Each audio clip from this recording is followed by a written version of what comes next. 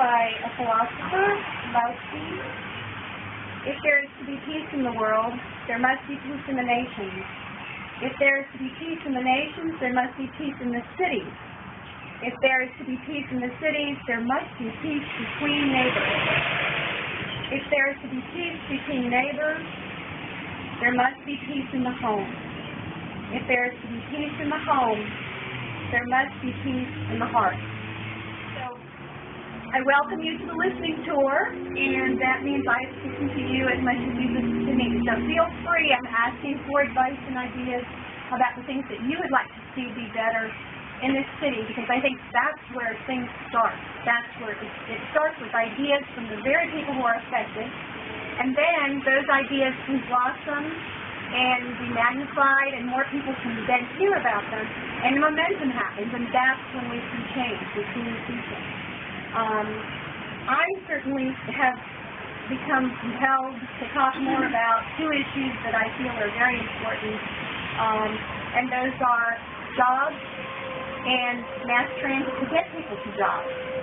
And I feel this way because I see so many young folks that don't have work. They don't have work, and then when you talk to them closer, you realize they don't have the training. For whatever reason, they stop going to school.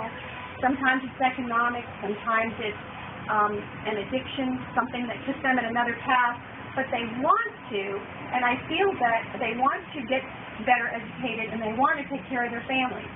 A lot of people are in situations where it's extended families, and that isn't what they want. They want to be able to get out there and make their own money and take care of their own families.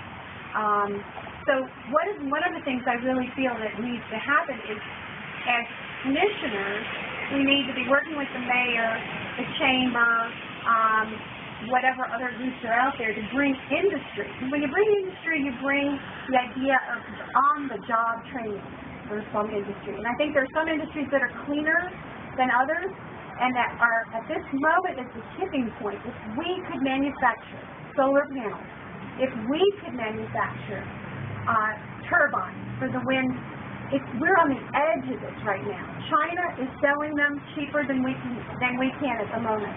But that's only because our ingenuity is not in full gear. We're just looking at China and saying, well, they've got cheap labor. They can make them more cheaper than us.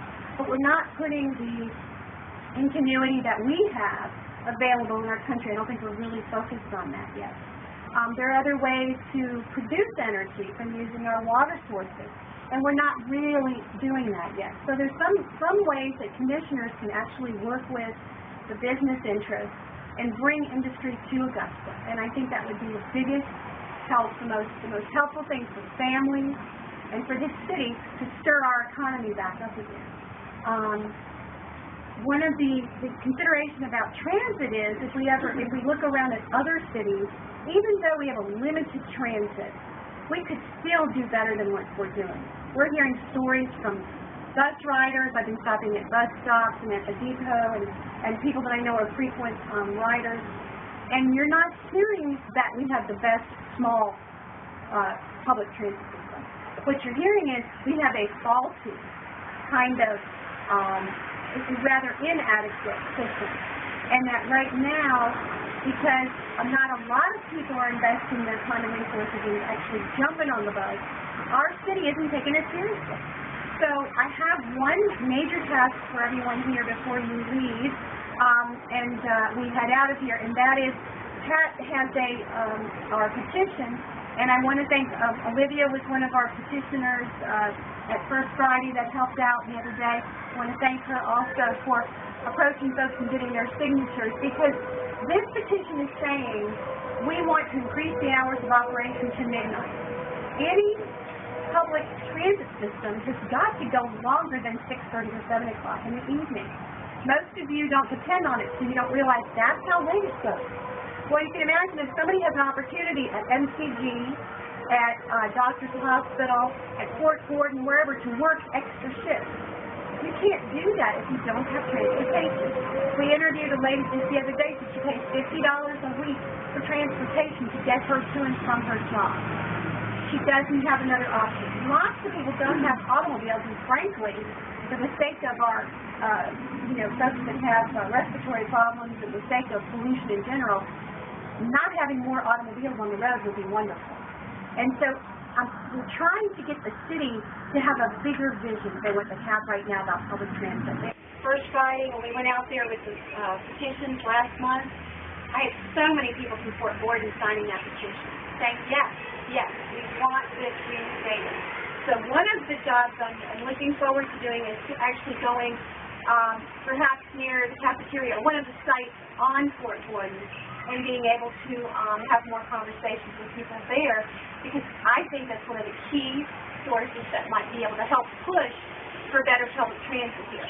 But even without Fort Gordon, that aside, think about the medical college, Georgia Health Science University, Payne College, Augusta Tech, ASU. All of those places, the Georgia Health Science University has over 10,000 employees. And I worked there at PRN for quite some time. I can tell you, if you don't park in your designated spot, you can lose your job. Parking is at a premium. And you have to take a certain little trolley, a little, van to get to your destination at the hospital, because there's not enough parking on site for folks.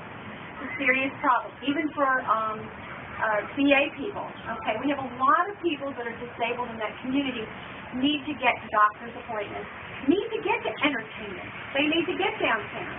And when you hear how the transit works for them, they would tell you that it doesn't work. Contractor, and it hasn't improved. There's not anything that's gotten worse. Right. That company, we're paying a lot of money. I know that the cost has gone up exponentially. the mobility company that we went into a management type of relationship with them, and they did take it over. And they did not pay their bills, and so we found out that they are less than reputable. And so one of the things I would urge you to do is call your commissioner, and your commissioner, if you're in District 1, is still Matt Aiken. So, but whatever district you're in, you want improved public transit. You want to be able to take a bus from downtown to go all the way up Washington Road. We want it to go to Columbia County. We want it to go to North Aiken. Okay? We want it to expand, not contract, and it's been contracting. With the Board of Education, and to support their efforts. And it's also to work with the delegation that goes to the Georgia legislature and support them. And I think a lot of times our commissioners have frankly been kind of, absent, asleep at the wheel, not really talking about the issues of the day, except what's on their plate in their jurisdiction. And that's not how you work for all of Augusta. I think we have to be looking at all of the issues that impact us as a huge community, and not just our little special interest areas. And this one issue about education, I want you to be mindful, because on the November ballot, on everybody's ballot, it's going to be called Parents' Choice. And don't be deceived by that, because the bill sounds like something that you want to have a choice about, and I think it's just using code words. But the truth is, they're trying to dismantle the public school system. And there are steps that people are trying to do this little by little to eventually even do away with the Board of Education. And so please vote no on that Parent Choice Amendment. And when you get a chance to read the amendment, I hope you'll have more opportunities to talk with your peers and other people in the city about the issue. But right now I can tell you, from having been at one meeting, that it is an effort to say that you're giving families the option of charter schools, bringing charter schools in. But the truth is that right now, today, May 28th, we already have that option. It already exists. And the people who designed this amendment are trying to make you feel as if you didn't have those choices before, but you did. If you wanted to create a charter school tomorrow, and you had the curriculum and your board and your teachers and all that set up, you would take that and approach the Board of Education right here in Richmond County, and you could get that started. But what they're trying to do is take the rights of the local district away from us, away from local control, and get it to the state. And that's dangerous. And so please look at that amendment carefully and make sure you attend informational meeting so that you'll have a better understanding. We can ask those questions. We're the people that should be doing that because we represent you, your children, your families who are out there looking for these jobs. So just because a company comes in doesn't mean we just kneel down and give them everything they want. The other issue with that, of course, also is this a business who's going to clean up after itself? We had too many Superfund sites in Augusta, in Richmond County alone. And we have suffered as a result of that. There's been land that couldn't be used. There's been water that couldn't be used. Most of us may know about our folks in the Hyde Park area. Over 20 years where their wells were contaminated. They couldn't use water that otherwise they would have had for free, wonderful spring water in their homes. And they were forced to stop growing their own food.